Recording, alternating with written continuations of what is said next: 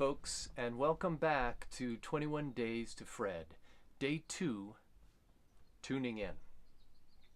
Well, if you tuned in to Episode 1, you got to see something crazy, a crazy haircut, and here's a souvenir from that day. Ah! That's right, it is, in fact, the ponytail that came off of me in a very important haircut for me about a year ago. I lost all my hair in this haircut and became somebody that everybody seems to mistake as Fred Rogers.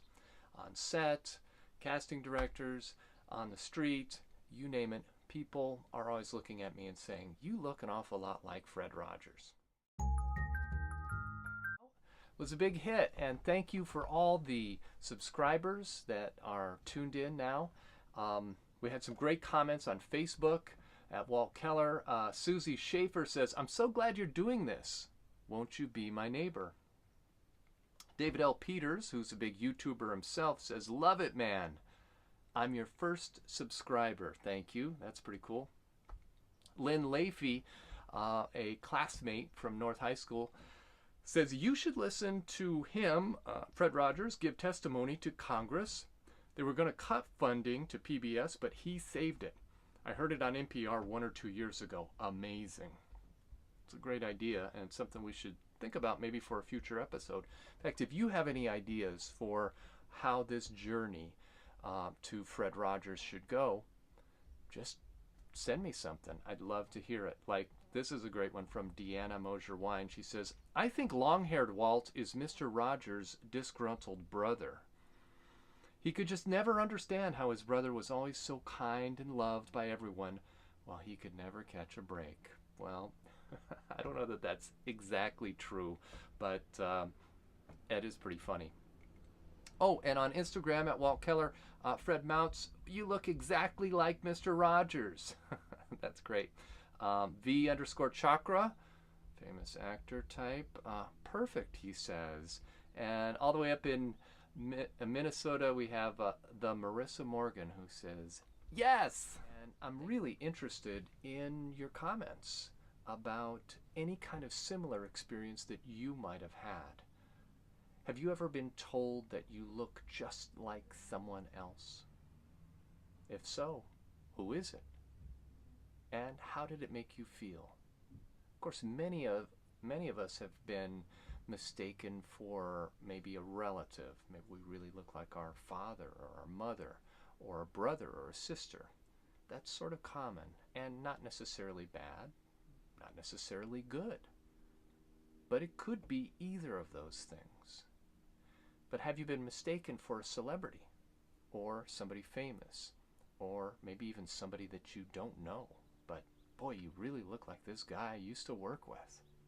It's happened to, I think, everybody. I'm interested in how that makes you feel on the inside. And please send me comments about that. I know it can create feelings. I have a great story about just such a thing having happened. I think I mentioned in episode 1 that we had a dinner theater for many years. It's called the Lumber Baron Inn and Gardens. I say dinner theater. Really, we did murder mystery dinners. That's our specialty there. Wrote many shows, great fun, entertained thousands of people over the years, and we had a great cast. One of the routines that we did at dinner time, kind of in between the main portions of the show, is we kind of had like a filler routine. It was called Celebrity Paparazzi. Very popular, great fun. What we did was, as soon as people would start arriving, our cast was paying attention to who had arrived. And in particular, if there was anybody that sort of looked a lot like somebody that everyone would know. That is, a famous celebrity, a musician, a sports star, you name it. And of course, we just kept these names to ourselves, but by the time dinner would roll around, all the actors would have a little list of a few names, and we'd compare notes, and then we'd split up our list, and we'd go about with the microphone going around to the various tables And what would happen is we would get behind somebody and we might make a big announcement. Ladies and gentlemen, it's a very special honor to have with us here tonight Mr. Fred Rogers. You know, the actor would be standing behind me. I'd stand up. Everyone would laugh and say, "Oh my gosh, this guy really does look like Fred Rogers." Maybe we'd take a picture. It was all in good fun, and everybody had a great time doing it. 99.9% of the time, it was great. And about 75% of the time, the people actually looked like those folks. But I remember this one time, there was a woman that walked through the door for a show, and she was an absolute doppelganger for a very famous comedian. I mean, just exactly the same. I'm sure that this person used to get comments from folks, strangers and friends and family, that she looked like this person. Well, she was on my list, and so when the time came, I walked around and I got right behind her and I got the microphone, and I was so pleased because this person was dead on. And I said, "Well, ladies and gentlemen, it's so great to have with us here dining tonight that funny lady. Maybe she'll sing the national anthem. Stand up, please, Miss Roseanne Barr." And everyone laughed except for the dinner guest, who was absolutely brokenhearted. And what can I tell you?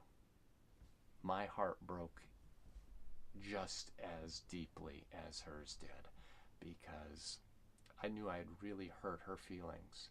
She didn't stand up, and she gave me a classic dirty Roseanne Barr look, and I knew I had made a very terrible mistake. And from then on, of course, it changed my mindset about people and who they look like and whether or not you should ever mention it to them. In fact, one of my friends told me last night on Facebook in a post, she said, "You know, I've always thought you looked like Fred Rogers, but I never wanted to say anything because I didn't know how it was going to be taken." And I appreciated that. So I'm curious, has anyone ever thought that you might look like someone? And if so, who? And how did it make you feel? Tell me in your comments. It's really time to get down and get to work.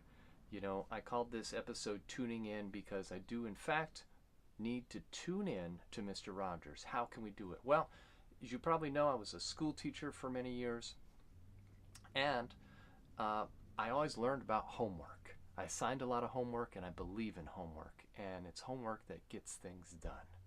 Well, what kind of homework can we do? We could certainly look at interviews. We could look at Wikipedia. We can look at the documentary, Won't You Be My Neighbor? And I'm not saying that I don't want to look at those things. I do. But I kind of feel like we need to start somewhere a little bit more authentic. And there's nothing more authentic and more real to me and my own memories of Mr. Rogers than the television show, Mr. Rogers' Neighborhood. Now, good thing for us that, in fact, YouTube has lots of episodes of Mr. Rogers' Neighborhood for us to look at. And that's exactly where I'm going to be. In fact, it's my goal to watch at least one episode of Mr. Rogers' Neighborhood per day during the 21 days. I would encourage you to join me in this if you have an opportunity. Don't watch 21, but at least tune in a little bit and see what Mr. Rogers was all about, because that's where I'm going to be, and let me know what you think of it. I'd encourage you to subscribe to 21 Days to Fred. It's going to be a good time, a good journey. Thank you for joining us. And tell me, of course, along the way, what you would like to see as we take this journey together. Thanks so much.